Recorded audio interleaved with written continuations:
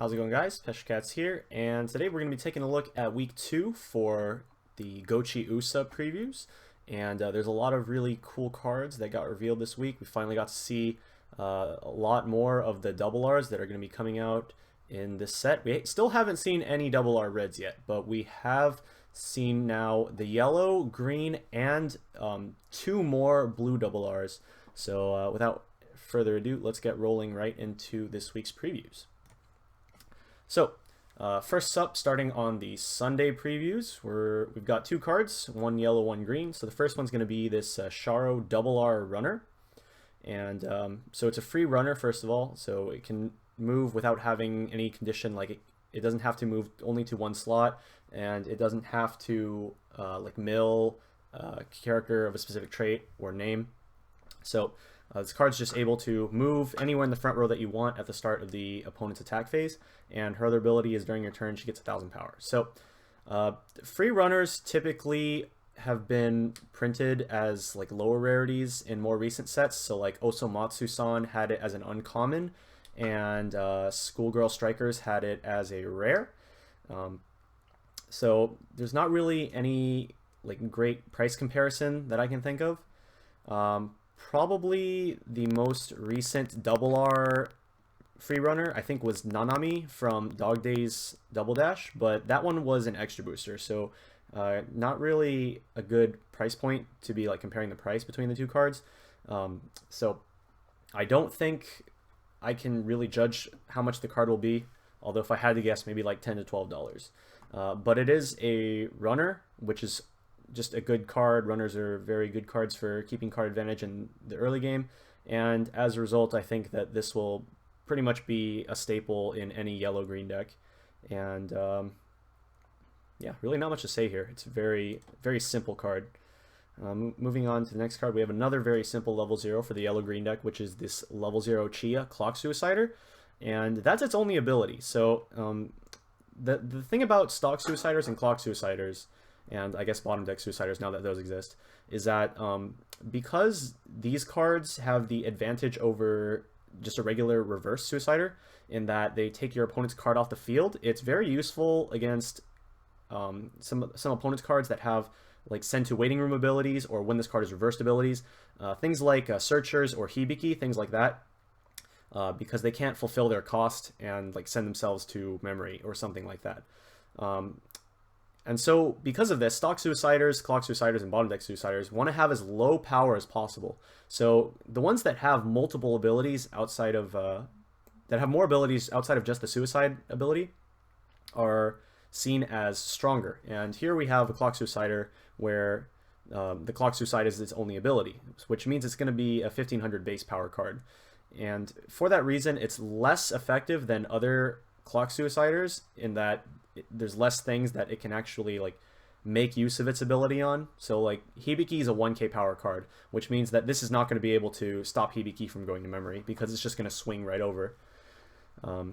So it's still a Clock Suicider. It's still going to be able to get rid of some of your opponent's like higher power threats, but in terms of killing their more utility cards and being able to remove them from the field so they can't do their effects, this card's not going to be able to hit as many cards as like lower power Clock Suiciders. Alright, now moving on to Monday's previews, we have some blue cards. So first up we have a double R Brainstormer for blue, so level 0 Megumi. So she gives 500 power to your other character in the front row center slot, and as long as it's blue. And Brainstorm mill 4, and for each climax you get to search your deck for a blue character and add it to your hand. So this is a very standard looking Brainstorm. It has the secondary effect of giving 500 to center, which really isn't necessary since you really are playing this for the Brainstorm, but I mean like having an extra 500 power in your center never hurt you, although like pretty much every Brainstormer these days is getting like center 500, so your opponent might have one as well. But yeah, very solid level 0. Definitely going to be used in the blue deck. I mean, like, it's a Brainstorm. Next up, we have this level 0 Chino, which is basically Cheerleading Index. It has the exact same like set of abilities. The only difference between the two is the assist on this Chino only gives to blue characters, whereas the index gives to any character. So for that reason, this Chino gets to be 1k power instead of the index, which is 500, which means this does not die to Kaiki, and other cards that can minus 500 on play. So apart from that, other ability is pay 2 tap, search your deck for a card that is named either Chino, Maya, or Megu, show it to your opponent, and add to your hand. So as far as like your back row goes, it'll probably be this plus the Brainstormer. They both have Rest Self abilities, so you'll be able to use both in one turn. Granted, that is using 3 stock, but you can do that. A big thing about this card is that you cannot use it to search the 3/2 burner R, because that card's name is Chimame, and it doesn't have Chino, Maya, or Megu in the name. So you actually can't even search it, which I think is pretty hilarious. As far as the card, I think it's fine. Your back row, most of the time you're going to want the Brainstorm though, and this is like a secondary back row option. Next up we have a 0/0 Maya, 3500 power, and if you do not have another Chino, Maya, or Megu, this can't stand during stand phases. So it's not going to be very hard to get another one of those characters onto the stage, because that's your entire deck. So basically, all you have to do is have another character on your stage, and this will be able to stand. Other than that, it's a 3500. Use it to kill stuff. So not very much spectacular front row in the level 0 line yet for blue, I think. Although I might be forgetting something. Okay, now moving on to Tuesday's previews. We start with this 2/1 Rize. So she's basically a Leafa counter. In fact, she's exactly a Leafa counter. Backup 2500, and when you use the card's backup, reveal the top card of your deck. If it's a Rabbit House character, add it to your hand and discard a card.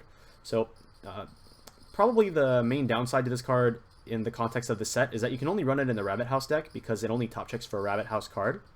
Outside of that, it's a good level 2 counter that you should be running in the Rabbit House deck. It helps you filter your hand, but more importantly, get closer to your next climax in your deck so that you can cancel. Okay, next up we have this 1/0 Rize Oversize. So she's a 1065 and she has a double downside. So you guys might remember from the Contai Collection reviews that I really don't like double downside that much, but this one I think is a bit better because one of the downsides isn't actually taking place on the field. It's just being able to play this card or not, which is if you have 1 or less climaxes in the waiting room, you can't play this card. So you need to be 2 or more out. This can be accomplished fairly easily if you like do a Brainstorm and hit a climax off the Brainstorm, and if you like discard 1 during your mulligan or something like that, then it's a fairly easy condition to fulfill. And the other downside is that this card can't side attack. So that one might actually come in like it can actually be a detriment. So you have to watch out for that. As far as level 1 line goes, personally, I wouldn't use this as my beat stick for the level 1 because, at least as of right now with the cards we've seen, I'd rather be running the Apples combo. So, still not a terrible card. It's nowhere near as bad as Labecchio, but I don't think it's great either. Next up we have this 1/1 Cocoa, 5500 power. If you have 3 or more other Rabbit House or Bread characters, then it becomes a 7/5, and she has Hand Encore. So this is a pretty good, solid card, solid 1/1. She becomes oversized power on a very, very easy condition, since basically your entire deck is going to be Rabbit House. So she becomes a 7/5, Hand Encore. You can ditch like random level 0s that you don't need in order to keep her on the board. And she has a pretty hilarious joke with her name, so you guys can check that out. This card becomes one of my favorite cards in the set, just purely based on the pun in the name. So yeah. Other than that, the card is pretty boring, but it's solid. Next up we have a 1/0 Chino Climax combo. This one's actually supposed to be used in the Rabbit House deck. So the effect is when it attacks, if you have the book in play, then until the end of the opponent's next turn, it gets 500 power times the number of Rabbit House characters on your stage, including this card.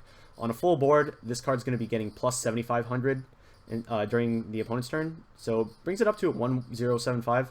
7/5 in the current state of the metagame isn't totally impossible for the opponents to get over. It's still like on the bigger end, but at the same time, like your opponent, depending on what deck you're playing, they will have ways to get over this. And this card doesn't gain a level either, so it's still prone to level 1 Suiciders. Now, one thing to note is that the power level of the card doesn't change if you like lose characters. It only counts how many characters that are on your stage when you actually initiate the combo, so when this card attacks. So if you had a full board when this card attacks, then it's going to get plus 2500 power, and it's not going to lose power if you if some of your other characters are dying.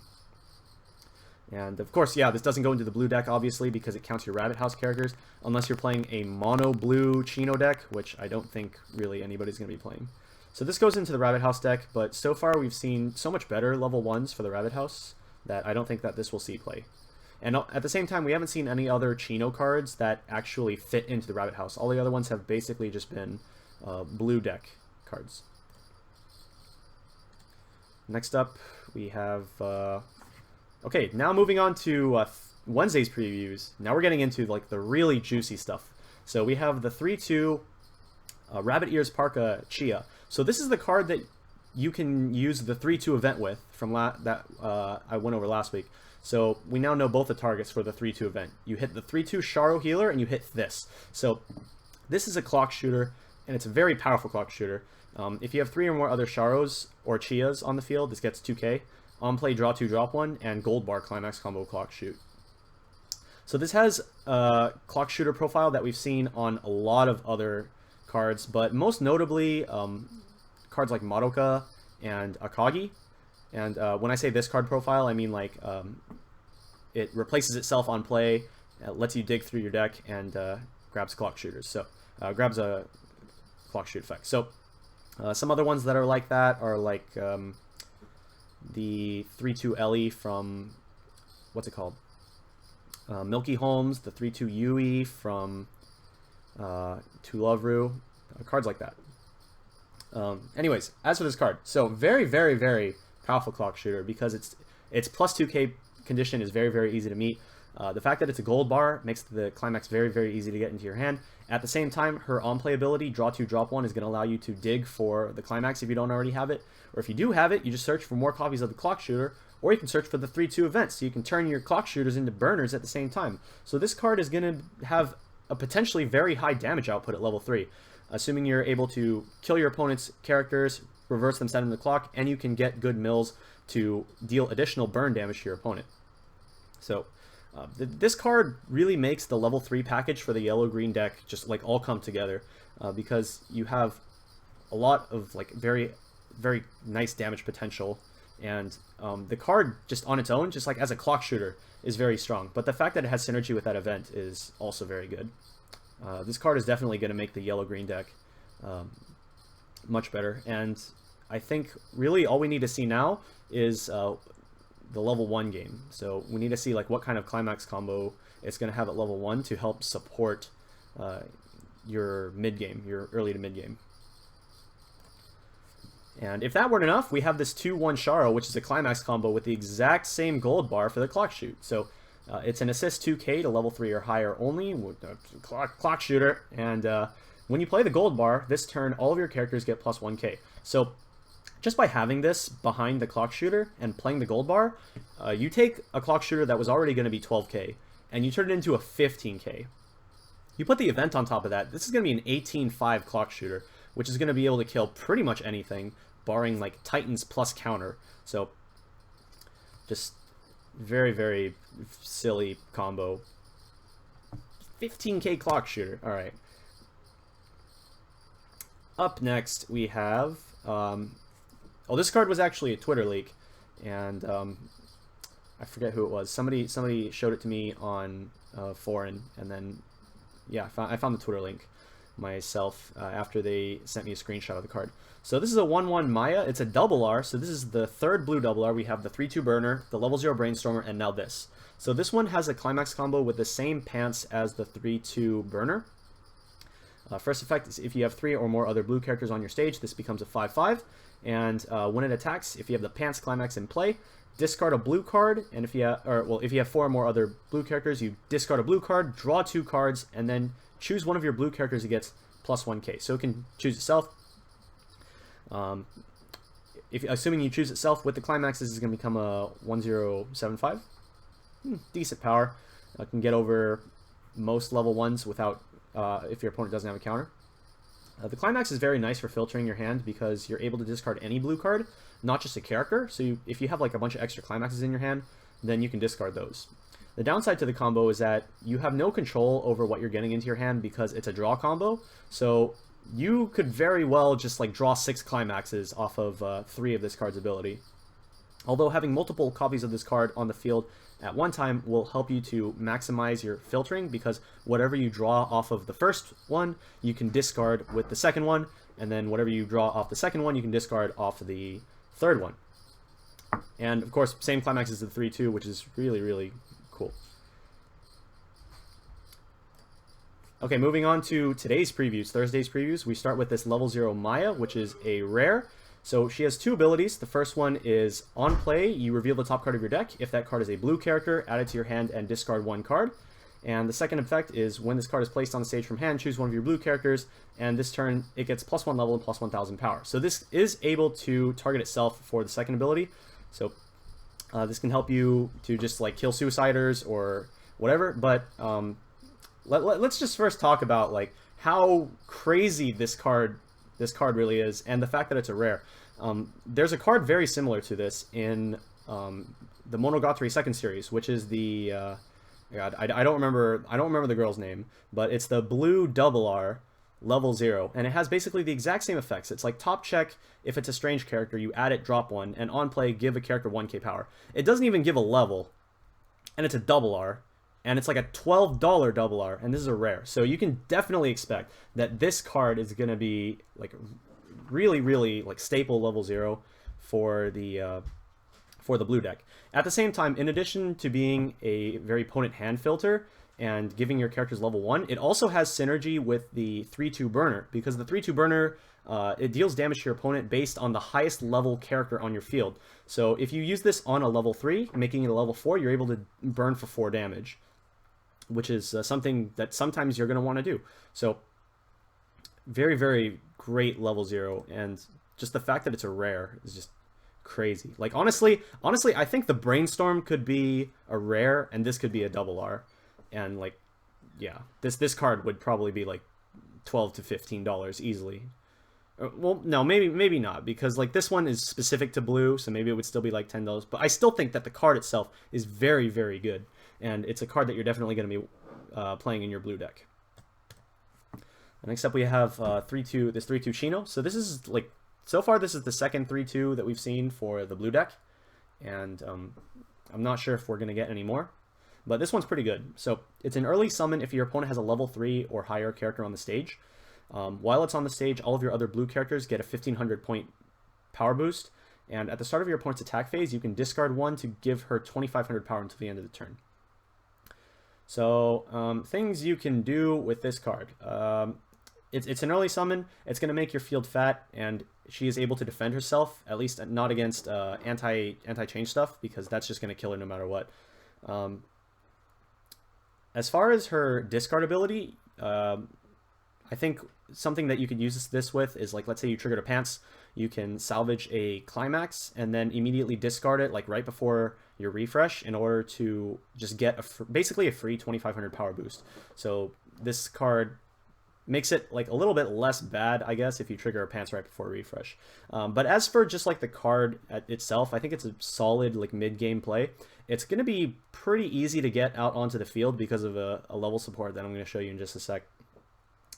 But yeah, I think it's a solid card. You'll play this early, like 1 in every like 3 games, I think. But as for like late game, like at level 3, like this card really isn't going to do much. Like the most it can really do is buff your like 3-2 burner so that it like kills stuff more easily. Next up, we have the 2-1 Aoyama Blue Mountain. So this is a bottom deck Suicider anti-change, which is a very, very powerful effect on its own. It doesn't even really need a second ability. Just the fact that you can take your opponent's oversized level 3 characters that they early dropped, just throw them straight to the bottom of the deck is really, really cool. And this card has synergy with the 3-2 Chino, because if your opponent has a level 3 on their front row, you just drop your Chino, you drop your anti-chain Suicider, you get a level 3, and then theirs is getting sent to the bottom of their deck. So pretty good card to be including in your deck. I would definitely say probably run like 1 or 2 copies of this in pretty much any blue deck. And now we have the last card, which I think is a really, really strong card. Like, I didn't realize just how strong this was and just how much synergy this card has until I really like sat down and like looked at it and realized that my initial translation was incorrect. So we're gonna take a look at this 2/1 Meg. So she's a level assist times 500. She has the climax combo with the exact same pants as the 1/0 double R and the 3/2 double R, which is triple climax combo, please no. When you play the climax, all of your other blue character, or just like all of your blue characters? Yeah, all of your blue characters get 1500 power for the rest of the turn. So basically, you play a pants global 2500 on top of already being a level assist, which is really, really silly. And then her last ability, you can rest this to choose another character on the stage, and this turn, that character gets level +1. So in its most basic uses, you're preventing one of your characters from dying to a suicider. Like, your opponent has like a level 1 suicider, you play a level 1, you give it +1 level, you kill their suicider, you don't lose your character. What else? You tap to give one of your other characters level +1 so that it's getting an extra boost from this card's level assist, an extra 500 power.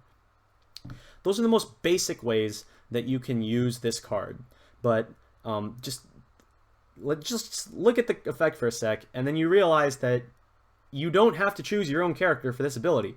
So with the 3/2 Chino, the one that is early play if your opponent has a level 3 on the field, you use this, you tap it, you give your opponent's level 2 +1 level, turning it into a level 3. Now you can early drop your Chino. Or your opponent has a level 2 in the front row that you just like really don't want to deal with. Maybe it's like a really, really big 2/2 and it has like Encore or something. Give it +1 level, play your Aoyama Blue Mountain, bottom deck that shit, throw it to the bottom of the deck, and you don't have to deal with that anymore. And it also has synergy in the same way that the level 0 Maya does, in that you can give your own level 3 +1 level, and then you can use that to combo with a 3/2 burner. Now you can burn for 4. Or if you play 2 level supports, tap them both. For some reason you want to burn for 5, and then your opponent like eats it. Or even like throw the level 0 Maya in there as well, and just like give your level 3 like +4 levels and burn for 7 and watch them eat a whole level, and you laugh and then you win. So now just all of these cool synergies all wrapped up into one card is what I think makes this one of the best cards to be playing in the blue deck. And just the fact that it's a triple climax combo makes it absolutely disgusting. So, but anyways, yeah, there we go, guys. This has been this week's previews for Gochiusa. If you guys have any thoughts on the cards that we have reviewed today, go ahead and throw them down in the comments so that like other people can check them out. If you have any ideas that I didn't go over for like playing these decks, go ahead and throw those down in the comments as well, because I'm sure people are excited to see what sort of combos and strategies you can pull off with these decks. But until next time, this has been Peshcats, and I'll see you later.